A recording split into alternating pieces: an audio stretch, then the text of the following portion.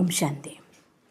പലപ്പോഴും മനുഷ്യന്മാരുടെ മൂല്യവും സംസ്കാരവും ബന്ധങ്ങളുടെ വിലയും ഒരാൾക്ക് നമ്മൾ കൊടുക്കുന്ന മഹത്വവും പൈസയേക്കാൾ എത്രയോ അധികമായിരിക്കും മനുഷ്യൻ്റെ മൂല്യം എന്ന് പറയുന്നത്.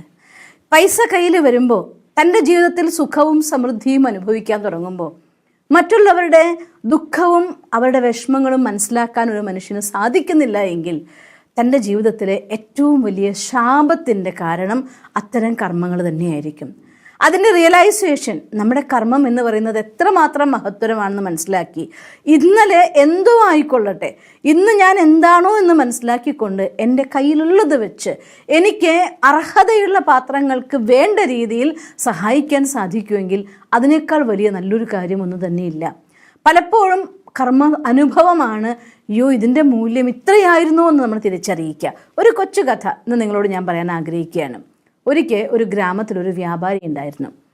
വലിയ ഒരു കുഴപ്പമില്ലാത്ത രീതിയിൽ അത്യാവശ്യം സാമ്പത്തികമായിട്ടുള്ള അവസ്ഥയോടുകൂടി ജീവിച്ചിരുന്ന ഒരാളായിരുന്നു.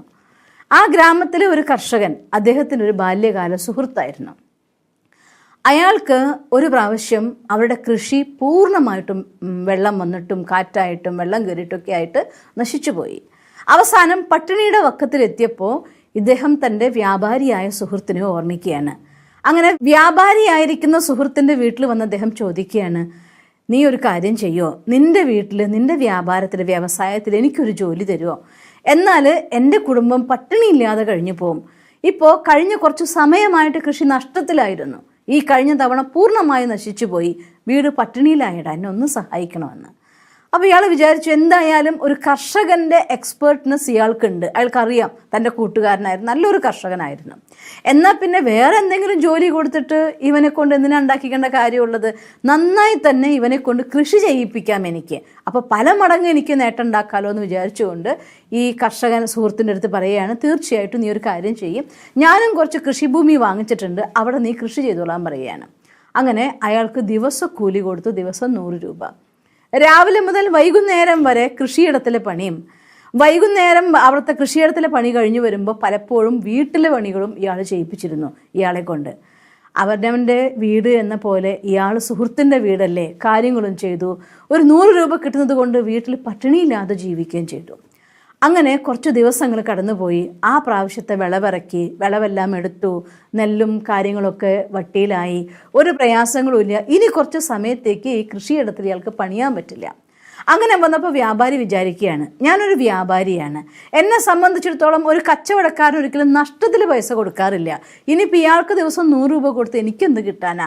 അതുകൊണ്ട് പിറ്റേ ദിവസം രാവിലെ വന്നപ്പോൾ പറയും, നോക്ക്, എനിക്ക് കൃഷിയുടെ സമയമൊക്കെ കഴിഞ്ഞിരിക്കുന്നു, കൃഷിയാണെങ്കിൽ നിന്നെക്കൊണ്ട് ചെയ്യാൻ കഴിയും, ബാക്കി എൻ്റെ കാര്യങ്ങളൊന്നും നിന്നെക്കൊണ്ട് ചെയ്യാൻ പറ്റുന്നതല്ല, അതുകൊണ്ട് നാളെ മുതൽ നീ പണിക്ക് വരരുതെന്ന് പറയും. അപ്പോൾ ഇയാൾക്ക് കേട്ടപ്പോൾ ആകെ സങ്കടമായി, കരഞ്ഞു പറഞ്ഞുടാ, ഇപ്പം തന്നെ വളരെ ചുരുങ്ങിയ പൈസയാണ് എനിക്ക് തരുന്നതെന്ന് അറിയാം, എന്നാലും എൻ്റെ പട്ടിണിയില്ലാതെ എൻ്റെ കുടുംബത്തെ മുന്നോട്ട് കൊണ്ടുപോകാൻ പറ്റുള്ളൂ എന്നുള്ള സമാധാനത്തിലാണ് ദിവസവും ഞാൻ വരുന്നുണ്ടായിരുന്നത്. ചെറിയൊരു പൈസയല്ലേ എനിക്ക് തരേണ്ടതുള്ളൂ, നീ അതെൻ്റെ അടുത്ത് ഇല്ല എന്ന് പറയരുത്, എൻ്റെ കുടുംബത്തെ പട്ടിണിയാക്കരുത് എന്ന് പറയും. അപ്പോൾ ഇയാൾ പറയും, അങ്ങനെയൊക്കെ പറഞ്ഞാൽ നിനക്ക് വേറെയും സ്ഥലത്ത് പോയാൽ ജോലിയൊക്കെ കിട്ടുമല്ലോ, എന്നെ തന്നെ എന്തിനാ ബുദ്ധിമുട്ടിക്കണം, ഇന്ന് എന്തായാലും എനിക്ക് ജോലി തരാൻ പറ്റില്ല എന്ന് പറയും.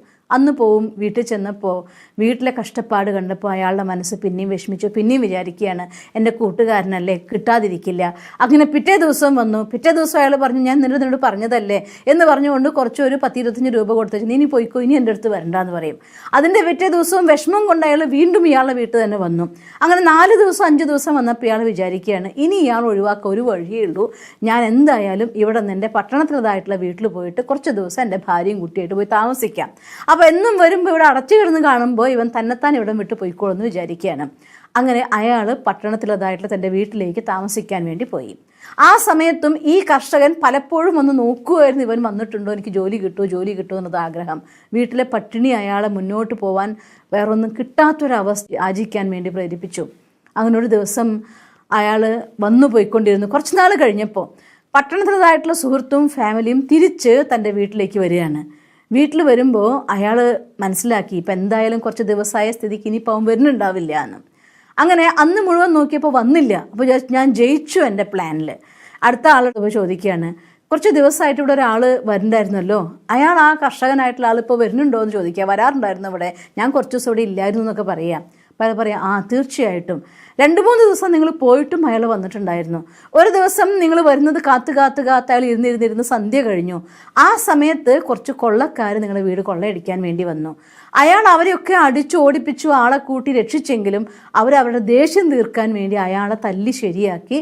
അതുകൊണ്ട് തലയ്ക്ക് മുറിവേറ്റ് കൈയൊടിഞ്ഞ് പാവം മനുഷ്യനാന്ന് തോന്നുന്നു. അയാൾ വീട്ടിൽ കിടപ്പായിട്ടുണ്ടാവും. പിന്നെ അയാളെ കണ്ടിട്ടില്ല ഇങ്ങോട്ടെന്ന് പറയുക. ഇത് കേട്ടപ്പോൾ ഈ വ്യാപാരിയുടെ മനസ്സ് പെടഞ്ഞു പോയി. വീട്ടിൽ പൈസയും അതുപോലെ ആഭരണവും സാധനമൊക്കെ വെച്ച് പൂട്ടിയിട്ടാണ് പോയിരുന്നത്. അഥവാ ആ സുഹൃത്ത് അന്ന് കൊള്ളക്കാരടുത്ത് യുദ്ധം ചെയ്തില്ലായിരുന്നുവെങ്കിൽ അവന് വലിയ നഷ്ടം സംഭവിച്ചേനെ. ഓടും കൂട്ടുകാരൻ്റെ അടുത്ത് പോയിട്ട് പറയുകയാണ്, നീ എന്നോട് ക്ഷമിക്കണം, നീ തന്നെയാണ് എൻ്റെ യഥാർത്ഥമായിരിക്കുന്ന സുഹൃത്ത്. ഇനി ഒരിക്കലും നിനക്ക് ആ ചെറിയ പൈസയല്ല, വലിയ പൈസ തന്നെ ഞാൻ തരും, നിന്റെ ശുശ്രൂഷ ഞാൻ ചെയ്തോളാം, എന്നോട് ക്ഷമിക്കടാന്ന് പറഞ്ഞിട്ട് പോയിട്ട് കാല് പിടിക്കുകയാണ്. അപ്പോൾ കൂട്ടുകാരൻ പറയും, നീ എന്തിനാ അങ്ങനെ പറയുന്നത്? നീ എനിക്ക് തന്ന സഹായം കൊണ്ട് ഞാൻ കഞ്ഞി കുടിച്ചു പോയവനാണ്, അതുകൊണ്ട് നിന്നെ രക്ഷിക്കാൻ നിൻ്റെ വീടിനെ നോക്കുന്നത് എൻ്റെ ധർമ്മമല്ലേ എന്ന് പറയുകയാണ്. പലപ്പോഴും നമ്മൾ നമ്മുടെ കൂടെയുള്ള ആളുകളുടെ മൂല്യം മനസ്സിലാക്കുമ്പോഴത്തേക്കും അതൊരുപാട് വൈകിപ്പോയിട്ടുണ്ടായിരിക്കും. അതുകൊണ്ട് ജീവിതത്തിൽ ഉള്ളവരും ഇല്ലാത്തവരുമായിരിക്കുന്ന പല ആളുകൾക്കൊപ്പം നമുക്ക് ജീവിക്കേണ്ടി വരും.